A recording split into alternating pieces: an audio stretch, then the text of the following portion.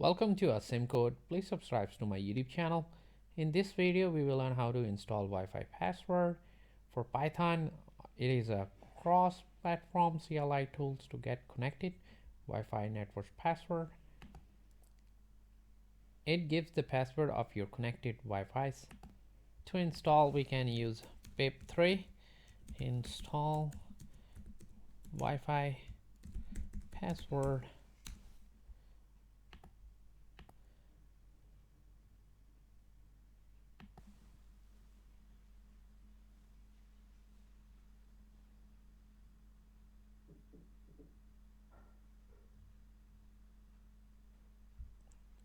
Now it is successfully installed on our system. We can run it.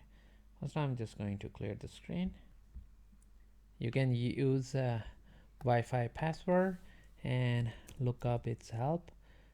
wifiPassword with -h option, and you can see over here how to use it. You just need to use wifiPassword, and then you can pass in Wi-Fi name to look up the password for that Wi-Fi connection. To keep on learning, please subscribe to my YouTube channel AsimCode. Keep supporting me, and thank you for watching.